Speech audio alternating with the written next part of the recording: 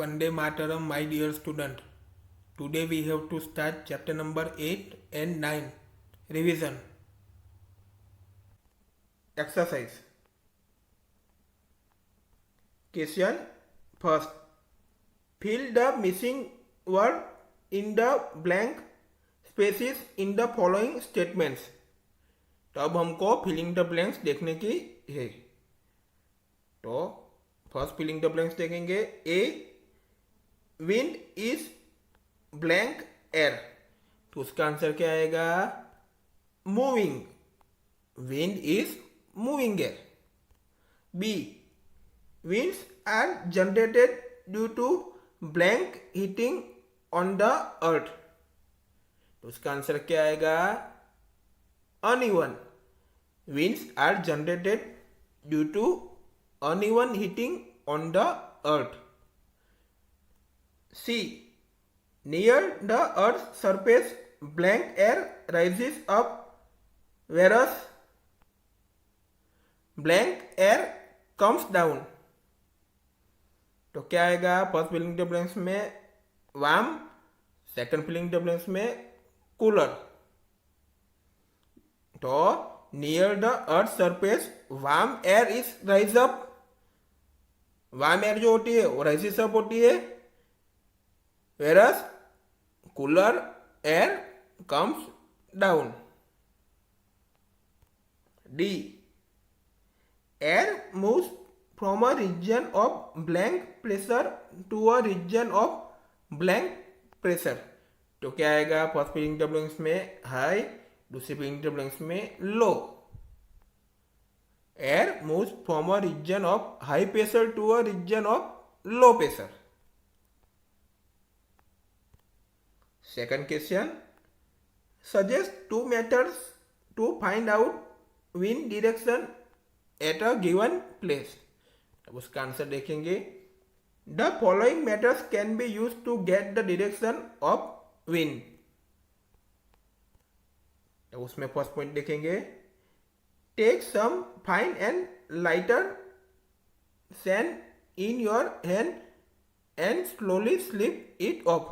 तो आपको अपने हैंड में फाइन एंड लाइटर सैंड लेनी है, उसको स्लोली स्लिप इट ऑफ करना है. Movement of dust particles in a particular direction will give the direction of wind flowing. तो wind जैसे जो फ्लोइंग होता है उसकी डायरेक्शन में, तो वो पर्टिकुलर डायरेक्शन में जो डस्ट पार्टिकल्स भी होते हैं तो वो ही डायरेक्शन में वो मूवमेंट करेंगे.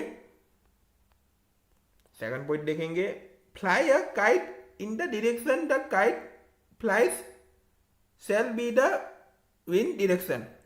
तो विंड की जो डायरेक्शन होगी, तो हम जो काइट फ्लाइज कर रहे हैं तो वो भी वही डायरेक्शन में फ्लाई करेंगे. थर्ड पॉइंट देखेंगे. Take bit of paper on your palm. The piece will fly in the direction of wind is blowing. तो विंड जो भी डायरेक्शन में ब्लोइंग करता है तो जो पीस होगा तो वही डायरेक्शन में वो फ्लाई करेगा. फोर पॉइंट देखेंगे. यूज एनेमोमीटर और विंड. तो हमने चैप्टर में देखा ही है एनेमोमीटर का यूज किसके लिए होता है? विंड की स्पीड मेजर करने के लिए. Question third. State two experience that made you think that air exerts pressure. उसका हम आंसर देखेंगे. We can experience air pressure in our daily activities such as. उसमें फर्स्ट पॉइंट देखेंगे. Tree leaves and branches flutter due to pressure exerted by air in the form of wind. तो tree leaves and branches Flutter की वजह से जो भी pressure exert होता है वो एयर के थ्रू ही होता है. तो किसके फॉर्म में होती है? एयर. विंड के फॉर्म में भी वो एयर होती है. सेकंड पॉइंट देखेंगे. It is difficult to ride a bicycle against the wind, but it is much easier in the direction of wind. तो आप विंड के अगेंस्ट आप बाइसिकल राइड करते हो तो आपको काफी दिक्कत होती है, काफी डिफिकल्ट होता है। तो आप विंड के डायरेक्शन में ही आप राइड करोगे तो आपको क्या लगेगा, इजियर आप बाइसिकल राइड कर सकोगे। Question 4, you want to buy a house, would you like to buy a house having windows but no ventilators, explain your answer. उसका हम आंसर देखेंगे। Smoke from kitchen and warm air being lighter rise up. तो kitchen में जो भी smoke होता है and जो भी वार्म एयर होती है वो यानी गर्म हवा जो होती है वो लाइटर होके क्या होती है, राइज अप होती है। If there is no outlet like ventilators, it will be difficult to escape from warm air and will heat up the room and could cause suffocation and discomfort। तो वहाँ पे there is no outlet like ventilators, तो क्या होती है, it will difficult to escape warm air। तो उससे क्या होता है, पूरा रूम हीटअप हो जाता है। तो उससे क्या होता है, उसके कारण सफोकेशन होता है एंड डिस्कम्फर्ट होता है, हम कंफर्टेबल नहीं रह पाते क्योंकि पूरे रूम में हीटअप हो जाता है, पूरे रूम में क्या आ जाती है, गर्मी हो जाती है, तो हमको सफोकेशन तो होगा ही। Question 5, explain why holes are made in hanging banners and hoardings. इसका हम आंसर देखेंगे। Air exerts pressure in all direction, all direction में एयर exerts pressure करता है। If banners and hoardings do not have holes, pressure exerted by wind may tear them off और make them fall। तो banners and hoardings में holes नहीं होते हैं तो क्या होता है, pressure exerted by wind may tear them off and make them fall। तो विंड से जो भी प्रेशर एक्सिट होता है तो उससे क्या हो जाता है, वो मेक देम फॉल हो जाएगा। Holes let the air pass through and reduce the air pressure on banners and hoardings. तो होल्स हो गए तो उसके कारण उससे क्या होगा, उसके थ्रू उसमें एयर पास होगा, तो जो बैनर्स एंड होर्डिंग्स जो लगे हुए होते हैं तो उसमें एयर प्रेशर क्या हो जाएगा, रिड्यूस हो जाएगा। क्वेश्चन 6 देखेंगे। How will you help your neighbours in case cyclone approaches your village oblique town. तो उसका हम आंसर देखेंगे। On approaching of the cyclone, we should do the following। तो उसमें फर्स्ट पॉइंट देखेंगे, help our neighbours and friends in shifting their important household goods, cattle and vehicles to safer places. तो आपको जो भी important household goods है तो उसको शिफ्टिंग करने में नेबर्स लोगों के एंड फ्रेंड्स लोगों के आपको हेल्प करनी चाहिए, और कैटल एंड व्हीकल्स जो भी होते हैं उसको भी सेफर प्लेस पे पहुंचाना चाहिए। सेकंड पॉइंट देखेंगे, communicate with government agency like police, fire brigade, medical centres and other emergency service point as per requirement. तो कम्युनिकेट विथ गवर्नमेंट एजेंसी यानी police, fire brigade, medical centres के साथ communicate करना चाहिए, एंड जो भी requirement होती है आपको अदर इमरजेंसी सर्विस पॉइंट के वो भी कम्युनिकेट करना चाहिए। नेक्स्ट पॉइंट देखेंगे, we should store water for safe drinking. तो ड्रिंकिंग के लिए आपको वाटर स्टोर करना चाहिए।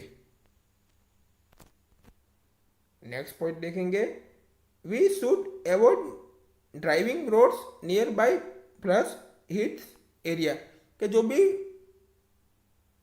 फ्लड एरिया है उसके पास जो भी रोड्स होते हैं वो वहाँ ड्राइविंग करने का अवॉइड करना चाहिए, वहाँ ड्राइविंग करना नहीं चाहिए। अब क्वेश्चन 7 देखेंगे। What planning is required in advance to deal with the situation created by a cyclone? उसका हम आंसर देखेंगे। Self help is the best help, therefore it is better to plan in advance and be ready with defense against any approaching cyclones। तो cyclone जो भी आता है तो उसके एडवांस में हमको बेटर प्लानिंग करना चाहिए और उसका डिफेंस के लिए हमको रेडी रहना चाहिए। Planning require in advance to deal with cyclone hit situation. तो साइक्लोन जो हिट सिचुएशन आती है तो कौन से प्लानिंग हमको एडवांस में डील करने चाहिए, तो हम देखेंगे। उसमें फर्स्ट पॉइंट देखेंगे, keep an emergency kit at home. तो होम पे आपको इमरजेंसी किट होनी चाहिए। नेक्स्ट पॉइंट देखेंगे, store enough food in waterproof bags. तो वाटर प्रूफ बैग्स में आपको इनफ फूड स्टोर करना चाहिए। नेक्स्ट पॉइंट देखेंगे, store safe drinking water as contaminated water can cause diseases. तो आपको ड्रिंकिंग वाटर स्टोर करना चाहिए एंड जो भी कंटेमिनेट वाटर होता है यानी जो भी दूषित वाटर होता है तो उसके कारण क्या होता है, हमको डिसीज होते हैं, रोग होते हैं। नेक्स्ट पॉइंट देखेंगे, keep phone numbers of emergency services like police, hospital, friends and relatives ready.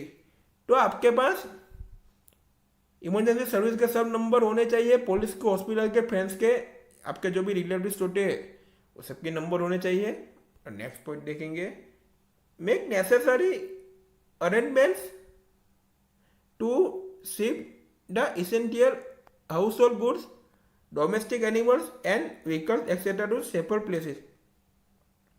तो जो भी इसेंशियल हाउस होल्ड गुड्स होता है तो उसको शिफ्टिंग करने का भी अरेंजमेंट होना चाहिए and domestic animals and vehicles जो भी है तो उसको भी सेफर प्लेस पे शिफ्ट करना चाहिए, सेफर प्लेस पे पहुंचाना चाहिए। क्वेश्चन 8 देखेंगे, which one of the following place is unlikely to be affected by a cyclone. तो उसमें फर्स्ट है चेन्नई, सेकंड है बेंगलुरु और मैंगलोर, थर्ड है अमृतसर, फोर्थ है पुरी। तो कौन सा आंसर आएगा, थर्ड अमृतसर। क्वेश्चन 9 देखेंगे, which of the statements given below is correct. तो नीचे दिए गए जो भी स्टेटमेंट है तो उसमें से कौन सा स्टेटमेंट करेक्ट है, कौन सा स्टेटमेंट सही है वो हमें देखना है। फर्स्ट स्टेटमेंट देखेंगे, in winter the winds flow from the land to the ocean. Second statement देखेंगे, in summer the winds flow from the land towards the ocean. Third statement देखेंगे, a cyclone is form by a very high pressure system with very high speed winds revolving around it. Fourth वाला statement देखेंगे, the coast line of India is not vulnerable to cyclones. तो कौन सा statement सही है, first वाला, in winter the winds flow from the land to the ocean. तो winter में विंड्स कैसे फ्लो होती है, land to ocean. Chapter number 9 revision exercise. Question first, in addition to the rock particles the soil contains first air and water, second water and plants, third minerals, organic matter, air and water, fourth water, air and plants। तो कौन सा option आएगा, option third, minerals, organic matter, air and water. Question second, the water holding capacity is the highest in first sandy soil, second clay soil, third loamy soil, fourth mixture of sand and loam। तो water holding capacity कौन सी soil में highest होती है? तो आपका option second आएगा, clay soil. Clay soil में water holding capacity highest होती है। Question third, match the items in column first with those in column second. तो हम मैच द फॉलोइंग देखेंगे। कॉलम फर्स्ट है, कॉलम सेकंड है। First, home for living organisms, उसमें क्या आएगा? B, all kinds of soil. Second, upper layers of the soil, तो उसमें क्या आएगा? C, dark in colour. Upper layer of soil का कलर कैसा होता है? डार्क। थर्ड, सैंडी सॉइल, तो उसमें क्या आएगा? A, large particles. Fourth, middle layer of the soil, तो उसमें क्या आएगा? E, lesser amount of humus. Fifth, clay soil, तो उसमें क्या आएगा? D, small particles and pack tight. Clay soil में क्या होता है? Small particles and pack tight. Question 4, explain how soil is form. इसका आंसर देखेंगे। Soil is form by weathering of rocks. और उसका जो वेदरिंग होता है उससे सॉइल बनती है। Weathering is the breakdown of rocks by the action of air, wind and water. Air, wind and water के एक्शन के द्वारा जो वेदरिंग होता है वो रॉक्स को क्या करता है? वेदरिंग रॉक्स को ब्रेक डाउन करता है। Soil formation is a slow process, it occurs all the time. Soil formation कैसी प्रोसेस है? स्लो प्रोसेस है। Soil formation is a two step process, तो उसकी टू स्टेप प्रोसेस है वो देखेंगे। Weathering of rocks take place, weathering of rocks होते हैं वो क्या होते हैं? Take place, rock is broken down into small particles, तो स्मॉल पार्टिकल्स में रॉक ब्रोकन डाउन होते हैं।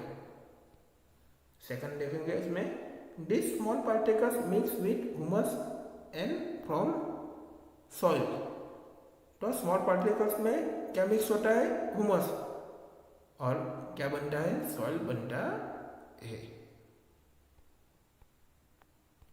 Question 5, how is clay soil useful for crops.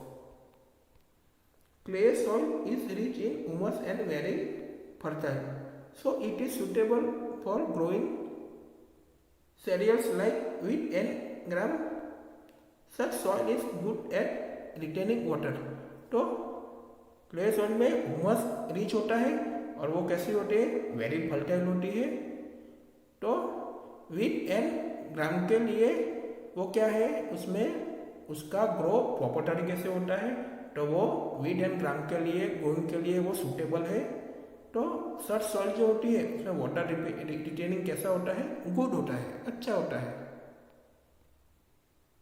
For paddy, soils rich in clay and organic matter and having a good capacity to retain water are ideal. तो paddy जो crops होता है उसमें soils जो है उसमें क्या होता है? क्ले रिच होता है and organic matter and water retain जो होता है उसकी कैपेसिटी कैसी होती है? गुड होती है, ideal. For lentils, masoor and other pulses, loamy soil with drain water easily are required. तो मसूर एंड अदर पल्सेस में जो लोमी सॉइल, तो उसमें वाटर ड्रेन इजीली होता है, वो रिक्वायर्ड है। Question 6, list the difference between clay soil and Sandy soil. Clay soil and Sandy soil के बारे में हम डिफरेंस देखेंगे। तो ये फर्स्ट है वो क्या है? क्ले सॉइल है। उसके बाद में क्या है? सैंडी सॉइल है। उसका फर्स्ट देखेंगे point, ratio of fine particles is higher. तो क्ले सॉइल में क्या होता है? Ratio of fine particles is higher.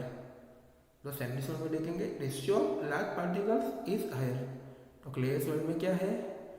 Fine particles is higher, ratio of large particles is higher. अब सेकंड पॉइंट देखेंगे क्ले सॉइल में, soil retains water and becomes sticky and wet. Sandy soil में second point देखेंगे, loose particles air permit through the soil. Clay soil में third point देखेंगे, suitable for crops likely paddy wheat and gram. तो कौन से crop suitable होते हैं, paddy wheat and gram. तो सैंडी सॉइल में suitable for vegetables, peanuts and cotton cultivation. तो वेजिटेबल्स होते हैं, पीनट्स होते हैं एंड कॉटन कल्टीवेशन होते हैं सैंडी सॉइल में, तो वो सुटेबल है। 4 पॉइंट देखेंगे क्ले सॉइल में, difficult to plough when wet. तो सैंडी सॉइल में dries up easily, can not retain water.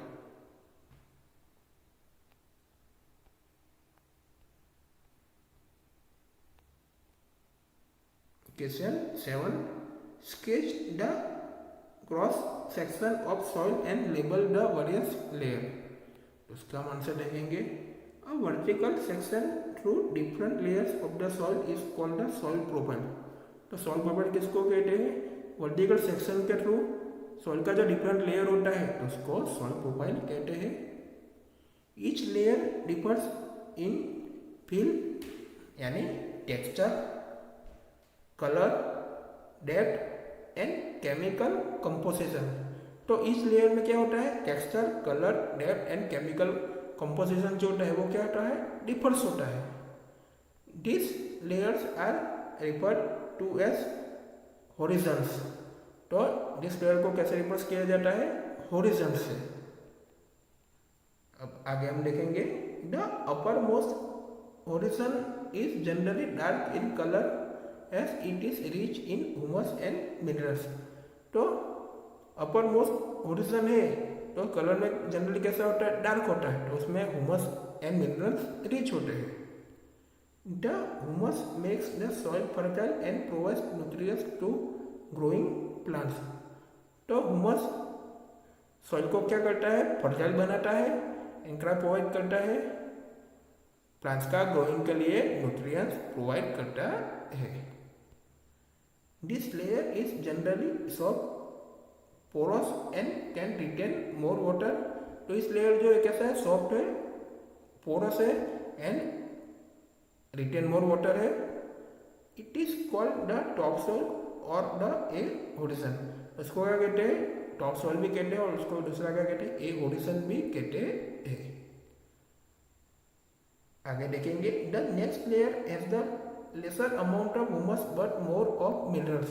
तो नेक्स्ट लेयर में क्या है, हुमस लेसर अमाउंट में है और मिनरल्स कैसे है, मोर है।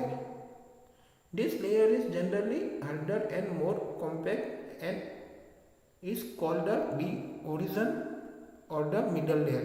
तो इस लेयर कैसा है, जनरली हार्डर है एंड मोर कॉम्पैक्ट है, तो उसको क्या कहते हैं, बी हॉरिजॉन कहते हैं और मिडल लेयर भी कहते हैं। The third layer is the sea horizon, which is made up of small lumps of rocks with cracks and crevices। तो थर्ड लेयर जो कौन सा है, सी होरिजन है, वो किससे बना हुआ होता है, क्रैकर्स एंड क्रीविसेस से, वो स्मॉल लम्प से जो रॉक्स होते हैं उससे वो बना हुआ होता है। Below this layer is the bedrock which is hard and difficult to dig with a spade। तो उसके बिलो वाला जो लेयर है उस कौन सा है, बेड रॉक है, तो वो क्या है, विच इज हार्ड है, तो स्पेड से डिग करने में हमको क्या होता है, डिफिकल्ट होता है। अब सॉइल का प्रोफाइल देखेंगे स्केच की तरह, यह पूरा सॉइल प्रोफाइल है। उससे फर्स्ट वाला क्या है, ये क्या है, ए ओरिजन है, उसमें प्लांट्स का कोई भी प्रोपर्टी कैसे होगा। उसके नीचे वाला कौन सा है, ये बी ओरिजन है, ओके। उसके बाद क्रैक एंड क्रीविसेस वाला जो स्मॉल लम्प्स ऑफ रॉक से जो बना हुआ होता है वो क्या है, ये क्या है, सी ओरिजन है। और उसके बिलो वाला जो लेयर है वो कौन सा है, लास्ट वाला बेड रॉक है। और कैसा होता है वो, हार्डर होता है।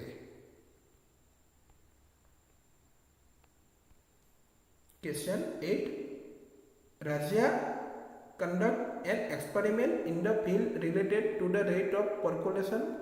She observed that it took 40 minutes for 200 ml of water to percolate through the soil sample. Calculate the rate of percolation. तो हमने चैप्टर में रेट ऑफ परकोलेशन का इक्वेशन तो देखा ही है। तो rate of percolation is equal to amount of water ml by percolation time minutes. तो यहाँ पर अमाउंट ऑफ वाटर कितना है, 200 ml है, तो इधर क्या आएगा, 200 ml आएगा। ओके, बाय परकोलेशन टाइम कितना है दिया हुआ है, 40 मिनट्स, तो इधर क्या आएगा, 40 मिनट्स आएगा। तो आपका आंसर में क्या आएगा, 5 ml पर मिनट। तो आपका आंसर क्या आया, 5 ml per minute. Question 9, explain how soil pollution and soil erosion could be prevented. तो अब उसका आंसर देखेंगे, prevention of soil pollution, use manures instead of chemical fertiliser, industrial waste should be created before release. Release से पहले industrial waste को क्या कर देना चाहिए, क्रिएटेड कर देना चाहिए। Avoid use of polythene and plastic और they should not get mix in soil. तो आपको पॉलीथीन एंड प्लास्टिक का यूज आपको एवॉइड करना चाहिए एंड सॉइल के अंदर वो मिक्स नहीं करना चाहिए। Prevention of soil erosion, afforestation, large scale planting in place of cut down forest. तो ये सब चीज़ें अफॉरेस्टेशन वो सब हम स्टैंडर्ड 5-6 में हम सब ने टीच किया ही है। Avoiding over grazing of grasslands, तो avoiding over grazing of grasslands, use of step farming in hilly region, hilly region में स्टेप फार्मिंग का यूज करना चाहिए। तो आप इस तरीके से प्रिवेंटेशन ऑफ सॉइल इरोजन कर सकते हो। We will meet in next video.